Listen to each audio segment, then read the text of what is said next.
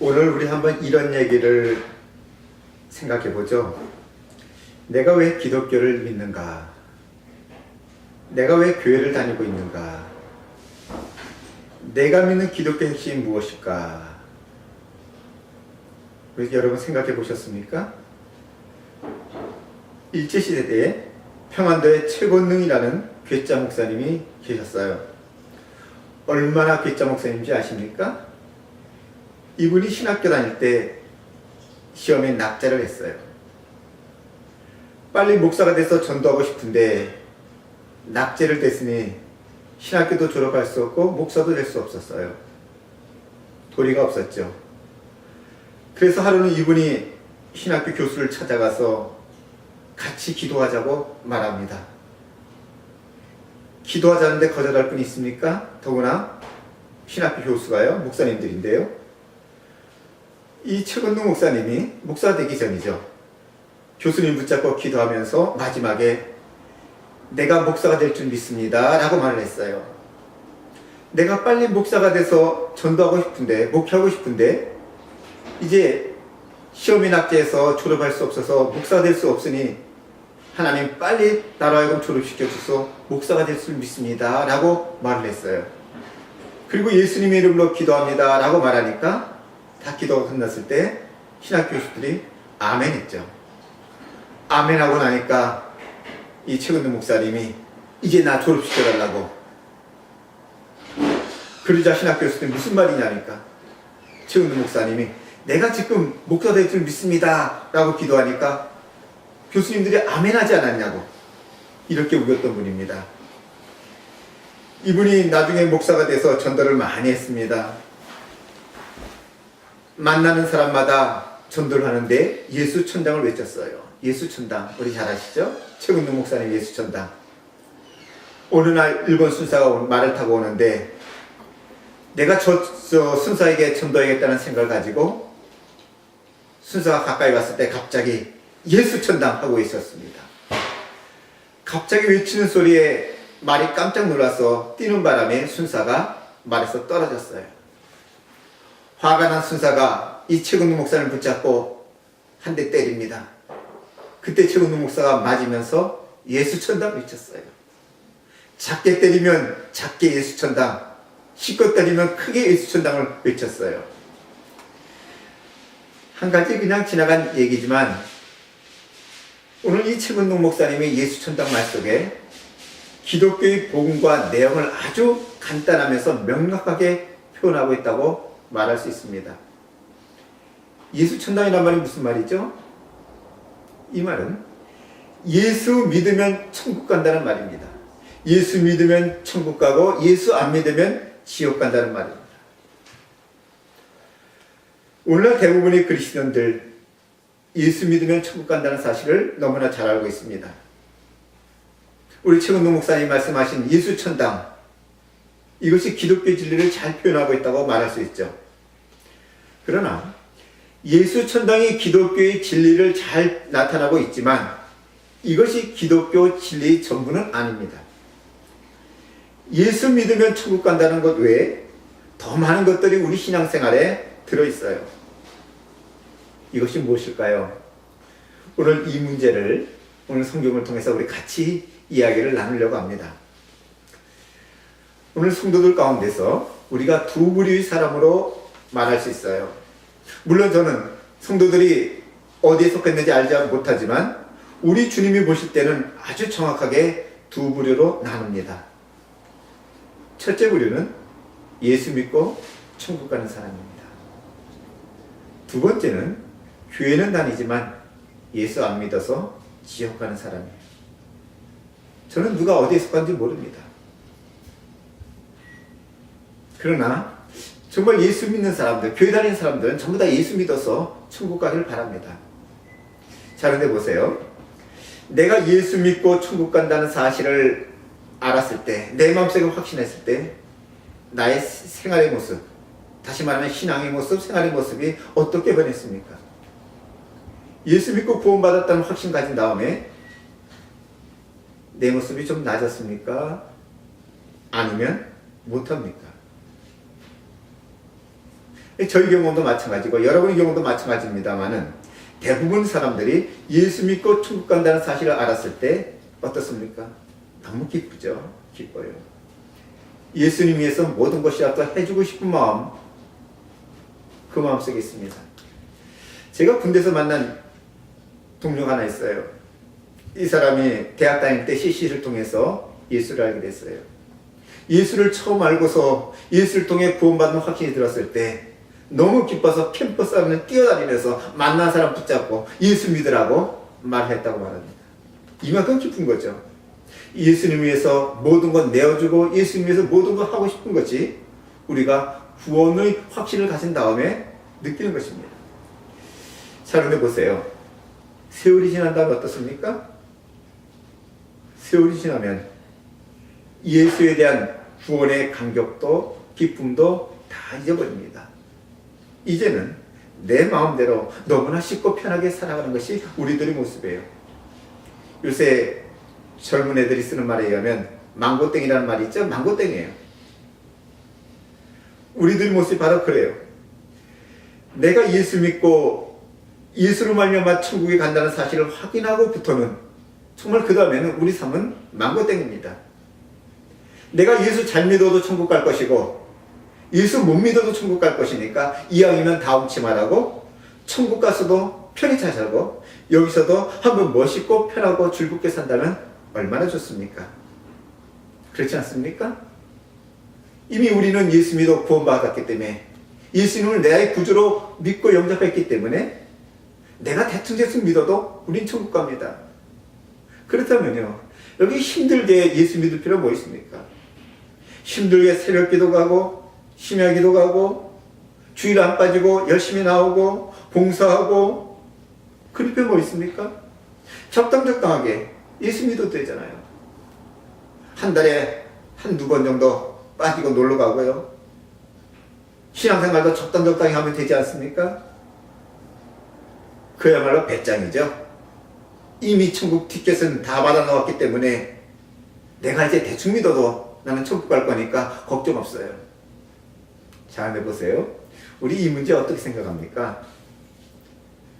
내가 이미 천국 티켓 다 따라왔기 때문에 열심히 예수 믿을 필요가 없습니까? 적당히 믿어도 천국 가는데 내가 힘써서 하나님 말씀대로 열심히 살려고 그렇게 할 필요가 없습니까? 오늘 이런 문제에 대한 해답이 성경에 나옵니다. 오늘 성경 말씀 보면 바울이 인생을 집을 건축하는 모습으로 말하고 있어요. 우리 모두는 한 채의 집을 지어갑니다. 내가 집을 지어가고 있는데 그 집이 아름답고 영광스러운 집이 될 수도 있고 아니면 부끄러운 집이 될 수 있다는 사실을 말해줍니다. 자, 그렇다면 우리가 어떤 집을 지어야 될까요? 우리 한번 몇 가지 한번 생각해 보죠. 먼저는요, 집을 짓는데 기초가 중요하다는 것을 말합니다. 오늘 성경 말씀 보면 10절과 11절에 이렇게 말합니다. 내게 주신 하나님의 은혜를 따라 내가 지혜로운 건축자같이 터를 닦아둠에 다른 이가 그 위에 세우나 그러나 각각 어떻게 그 위에 세우기를 조심할지니 이 닦아둔 것 외에 능히 다른 터를 닦아줄 자가 없으니 이 터는 곧 예수 그리스도라. 여기 보면 우리가 집을 짓는데 그 집의 기초, 터가 누구라고 말합니까? 예수 그리스도요. 우리는 예수 그리스도라는 터 위에 집을 짓습니다. 예수님이라는 기초 위에 집을 세운다면 얼마나 그 집이 튼튼할까요? 결코 흔들림이 없이 견고하죠. 자, 그런데 보세요. 예수님을 우리 신앙의 기초로 삼는 것은 매우 중요합니다. 다시 말씀드리면 예수님 외에 구원 얻을 방법이 없습니다. 예수님만이 길이요 진리요 생명입니다. 우리가 다른 것은 놓쳐도 예수님만은 꼭 붙잡아야 됩니다. 다른 것 붙잡지 말고 예수님만은 붙잡아야 돼요. 예수님만이 내 삶의 영광스러운 주인이 되셔야만 합니다. 이 터 위에 우리 인생의 삶을 설계하고 이 터 위에 집을 세워야 됩니다. 이 기초가 중요합니다. 그리고 그 다음에 기초가 중요하다면 다음에 집을 짓는 자재, 재료가 중요해요. 그 다음 12절 말씀 보면 이렇게 말합니다. 만일 누구든지 금이나 은이나 보석이나 나무나 풀이나 집으로 이 터 위에 세우면, 예수라는 터 위에 집을 세웠는데 그 다음에 재료, 자재가 나옵니다. 자재가 모두 몇 가지 나오냐면 6가지 나와요. 금, 은, 보석, 나무, 풀, 집, 6가지입니다. 자, 이 자재를 가만히 보세요. 이 자재는 크게 2가지로 구분됩니다. 고급 자재와 하급 자재예요. 금, 은, 보석, 고급 자재죠.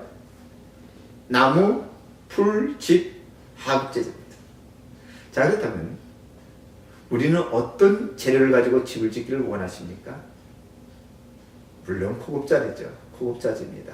금이나 은이나 보석이요. 우리가 같은 터 위에 같은 설계를 가지고 같은 모양의 집을 짓습니다. 그런데 어떤 재료를 가지고 집을 짓냐에 따라 집은 엄청난 차이가 납니다. 우리는 같은 터 위에 있어요. 예수님이라는 터 위에 있어요. 예수님을 소유했습니다. 예수님을 믿고 예수님을 나의 구주와 주님으로 고백합니다. 주님께서 우리를 예비하신 천국에 대한 궁극적인 소망을 가지고 살아갑니다. 같은 예수님이 기초 위에 집을 세우는데 우리가 집을 짓는 재료와 모습은 다 다릅니다. 다시 말씀드리면 같이 예수 믿고 같이 삶의 주인이신 그리스도를 소유했지만 우리 삶의 모습은 여전히 다르다는 겁니다. 그 차이가 무엇입니까? 재료의 차이예요. 재료예요. 우리가 예수 그리스도를 믿는 순간 우리는 놀라운 선물을 받습니다. 그것은 구원이라는 선물이에요. 에베소서 2장 8절에 너희가 그 은혜로 인하여 믿음으로 말미암아 구원을 얻었나니 이것은 너희에게서 난 것이 아니요 하나님의 선물이라고 말씀합니다. 우리는 이 선물 받았어요. 우리가 구원받은 것은 하나님의 은혜 때문입니다. 선물입니다. 우리 가운데 아무도 나의 행위를 가지고 하나님 앞에 설 수 있는 사람 없습니다. 하나님께서는 우리를 불쌍히 여기시고 예수님을 보내주셨어요. 예수님께서 우리 죄를 담당하시고 십자가에 보배로운 피를 흘림으로 우리는 구원받았어요.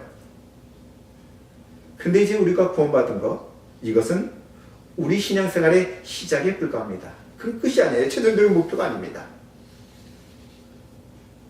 우리 주님은 이제 내가 구원받았으면 새로운 삶을 살길 원합니다. 주님께서는 우리가 선한 삶, 하나님의 뜻대로 살기를 원하셔요. 같이 예수를 믿지만 어떻게 예수를 믿느냐가 다릅니다.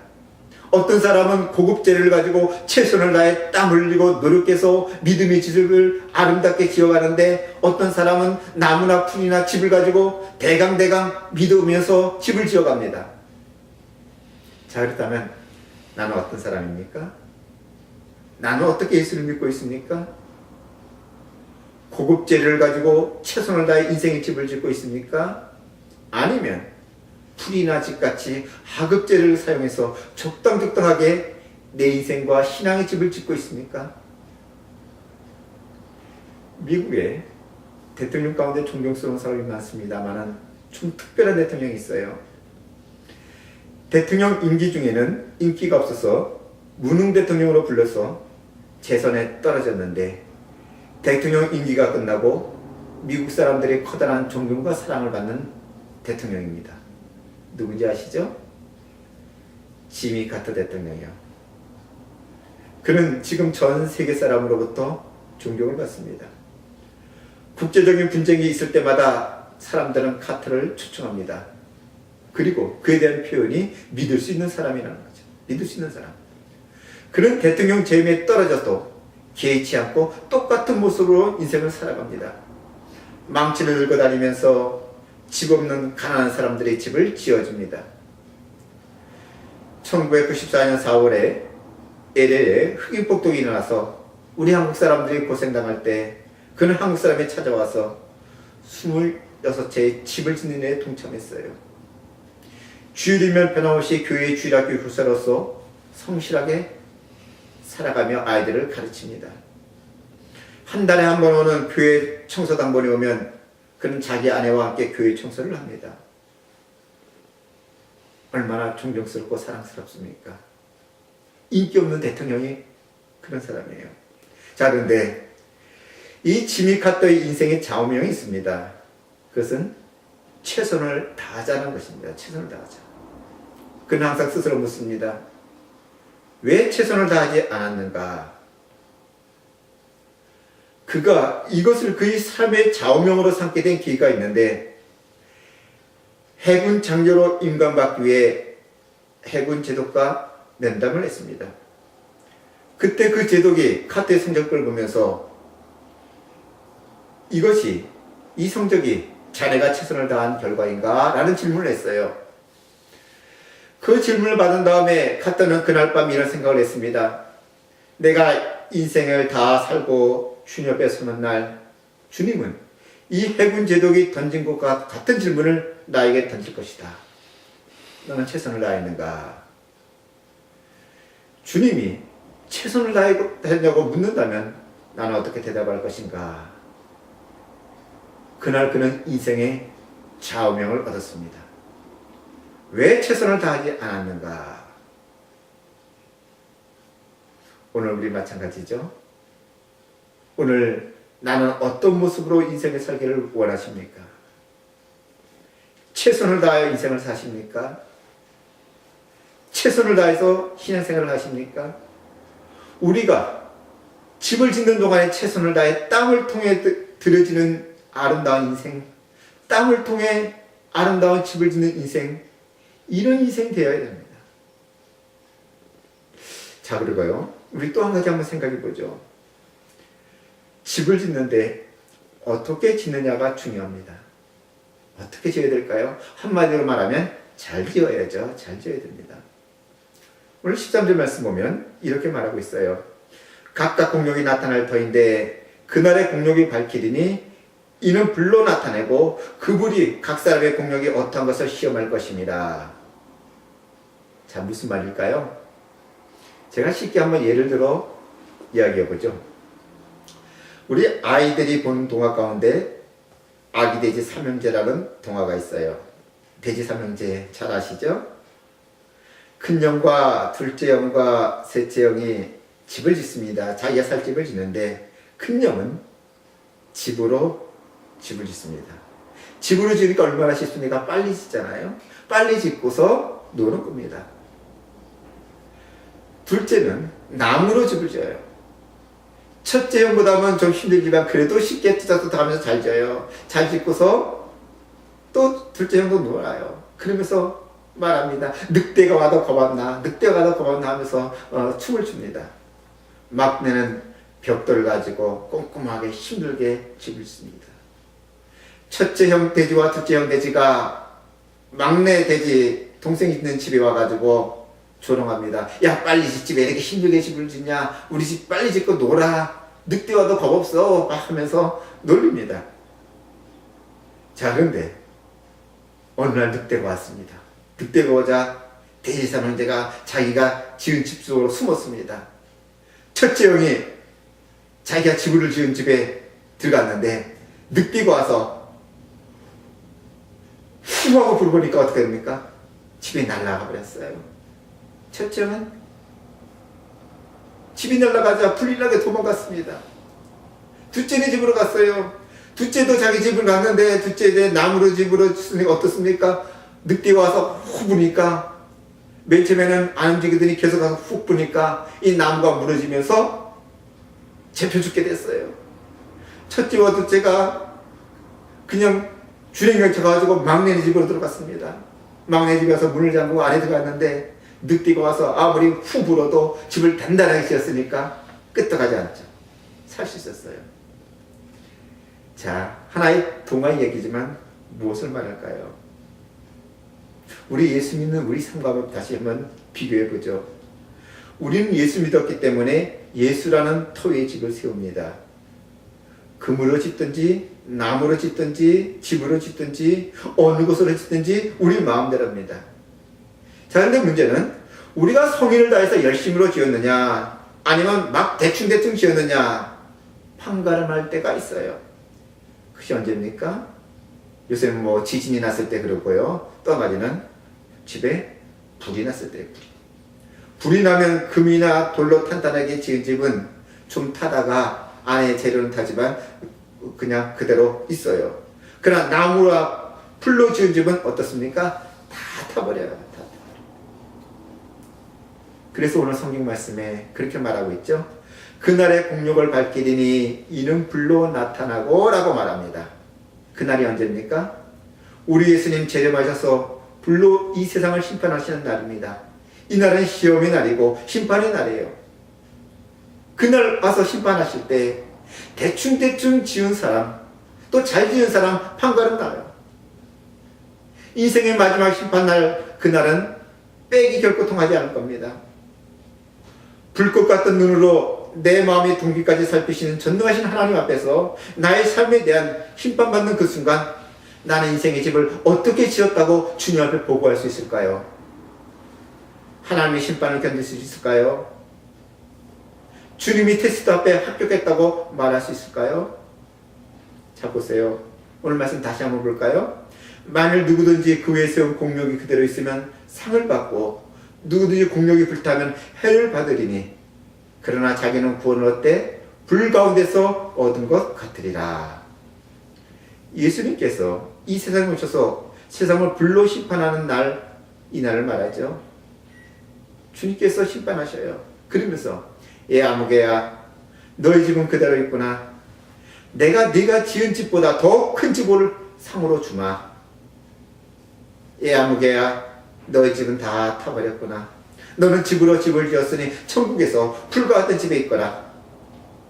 결국 우리가 잘 짓느냐 못 짓느냐에 따라 예수님부터 상급이 결정됩니다. 우리가 예수 믿으면 천국에 가게 되어 있습니다만 얼마나 잘 믿느냐 못 믿느냐에 따라 상급이 결정돼요. 계속해서 말씀 볼까요? 15절 말씀 보면요, 누구든지 공력이 불타면 해를 받으리니 그러나 자기는 구원을 얻되 불 가운데서 얻은 것 같으리라. 불 가운데서 얻은 구원, 한마디로 말하면 부끄러운 구원이에요. 구원을 얻되 불 가운데서 겨우 살아난 것처럼 부끄러운 구원을 말합니다. 구원받은 것은 감사한데 죽을 뻔하다가 겨우 구사일생으로 살았으니까 어떻습니까? 불 가운데 구원 사건 아십니까? 실제로 그런 일이 있었죠. 우리나라 화재 가운데 제일 큰 화재 여러분 기억하시죠? 대원각 호텔 화재 사건이요. 1971년 12월 25일 성탄절 아침에 명동에서 일어난 대원각 호텔 화재 사건, 다 기억하실 겁니다. 얼마나 크게 났던지 TV로 중계하는데 저도 교회 갔다 와서 보았어요. 어떤 사람은 헬기로 구조의 줄에 매달려 가다가 힘이 없어 줄을 놓아버려 떨어져 죽었어요. 그때 죽은 사람 정확히 기억은 안 나는데 169명인가요?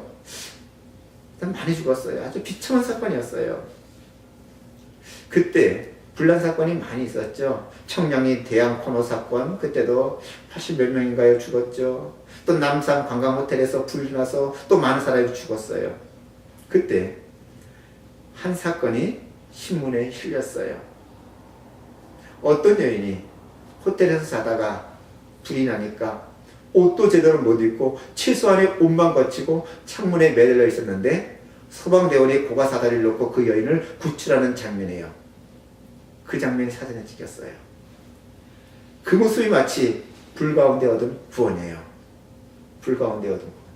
속옷바람으로 얻은 구원이죠. 자, 이 여인 볼까요? 다른 사람은 죽는데, 불 속에 죽는데 자기는 살아난 거 얼마나 감사합니까?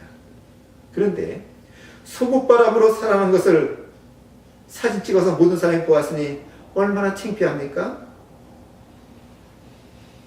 이거 같은 일이 우리에게 일어날 수 있다는 것입니다. 예수님께서 오셔서 이 세상을 불로 심판하실 때 우리는 불에 하나도 타지 않고 끄떡하지 않고 천국 가야지 모두 타버려서 마치 소금바람처럼 불에서 겨우 구원 얻은 천국 백성 된다면 그야말로 창피하죠. 부끄럽고 수치스러운 구원받지 않기 위해서라도 예수 열심히 믿으라는 것입니다. 예수 믿고 구원받은 사람에게 이미 멸망의 심판은 지나갔습니다. 그러나 우리 그리스도인들만을 위한 별도의 심판이 있어요. 이것은 구원을 얻느냐 못 얻느냐 심판이 아니에요. 상급의 심판입니다. 상급의 심판이요. 바울은 고린도 후서에서 우리가 다 반드시 그리스도의 심판대 앞에 드러난다고 말합니다. 우리가 이 세상에서 예수 믿는 사람으로서 어떻게 살았냐에 따라 상급의 심판이 기다리고 있습니다. 내가 받을 상급 어떤 것일까요? 우리 상급을 사모하는 그리스도인, 상급을 사모하는 인생이 되어야만 합니다.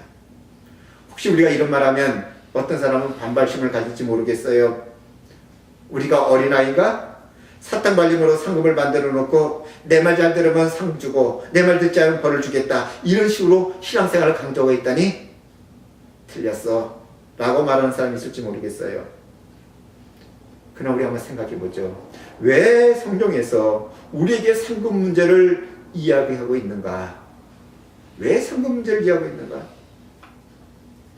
상급을 꺼내놓은 것은 우리에게 하나의 구미를 당기기 위한 것이 아니라 하나님께서 우리가 얼마나 신앙생활 잘하기를 원하시는가, 얼마나 예수 잘 믿고 바른 삶을 살기를 원하시는가 하는 것을 나타나고 있어요. 하나님이 우리가 얼마나 잘 믿기를 원하면 상급이라는 사탕 발림을 정해놓으셨을까?